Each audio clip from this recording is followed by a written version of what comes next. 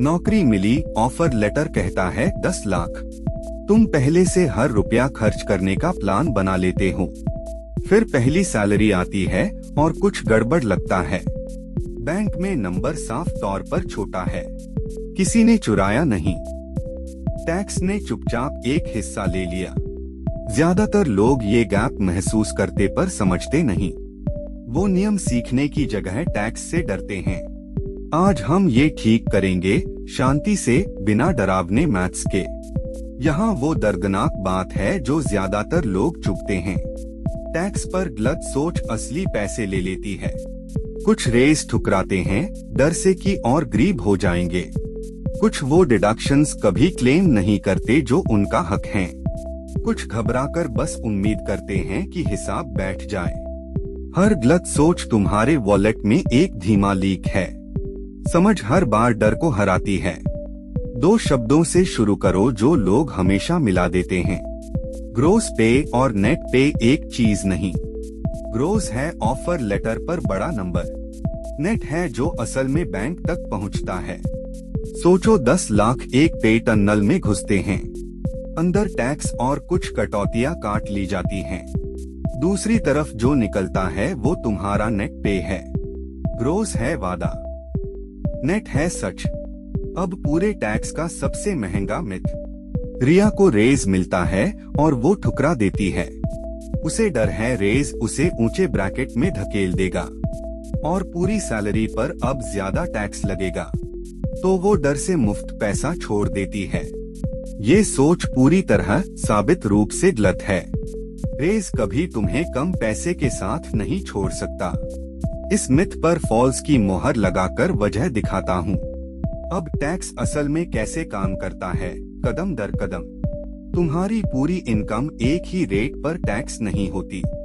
ये परतों में कटकर अलग अलग बकेट्स भरती है। इनकम की पहली परत 0% बकेट में बैठती है।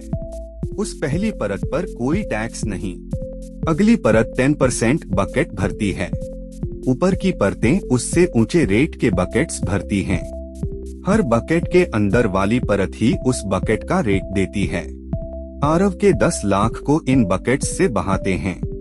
मान लो पहले 3 लाख 0% पर बैठते हैं। वो परत कुछ नहीं देती, 0 टैक्स। अगले 4 लाख 10% बकेट भरते हैं। 4 लाख का 10% है 40,000। आखिरी 3 लाख 20% बकेट भरते हैं। 3 लाख का 20% है 60,000। एक छोटी परत जोड़कर राउंड करो, लगभग 1.1 लाख। 3 लाख नहीं, आधा नहीं, सिर्फ करीब 1.1। उसकी पूरी सैलरी कभी टॉप रेट पर टैक्स नहीं हुई।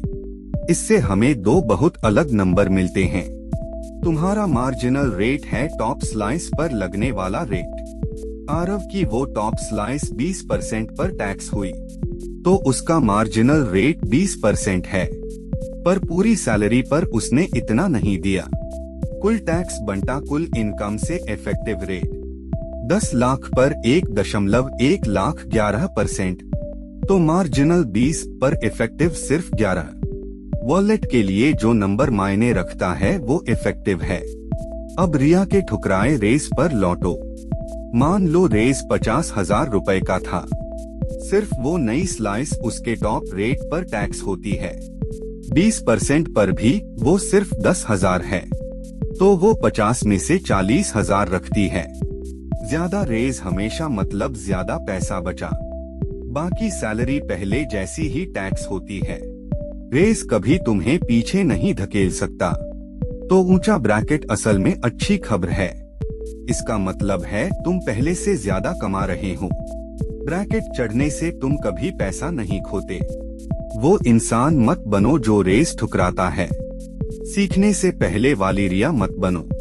रेज लो, ज्यादातर रखो, आगे बढ़ो। ब्रैकेट्स का डर अपनी ही कामयाबी का डर है। अब वो हिस्सा जो कानूनी तौर पर टैक्स घटाता है। तुम्हारी पूरी सैलरी पर टैक्स नहीं लगता। तुम्हारा टैक्स टैक्सेबल इनकम पर लगता है। Taxable income salary minus allowed deductions. Deductions वो रकमें हैं जो कानून पहले घटाने देता है। अपनी सैलरी को डिडक्शन मशीन में डालो। बाहर निकलता है छोटा ब्लॉक, उसी पर टैक्स लगता है। कम टैक्सेबल इनकम मतलब कम टैक्स, पूरी तरह कानूनी। एक नंबर से डिडक्शंस को ठोस बनाते हैं। मान लो 10 लाख कमाते हो और 1 लाख डिडक्शंस हैं। अब टैक्स 9 लाख पर लगता है, 10 पर नहीं। वो 1 लाख टैक्स शुरू होने से पहले ही निकल जाता है। डिडक्शन क्या गिना जाता? काम के बढ़ावा दिए गए काम, रिटायरमेंट सेविंग्स में डाला पैसा अक्सर गिना जाता है। हेल्थ इंश्योरेंस, एजुकेशन और चैरिटी भी। कानून बस कह रहा है ये अच्छे काम करो और बदले में थोड़ा कम टैक्स देने देंगे। यही वो सोच का बदलाव है जो सब कुछ बदल देता है। टैक्स कानून सिर्फ लेने के लिए नहीं है, ये चुपचाप कुछ समझदार फैसलों को इनाम देता है। भविष्य के लिए बचाओ, टैक्स में छूट पाओ। अपनी सेहत बचाओ, टैक्स में छूट पाओ। ये कोई चालाकी या छुपे लूप होल्स नहीं हैं। ये लिखे हुए नियम हैं, इस्तेमाल के लिए बने।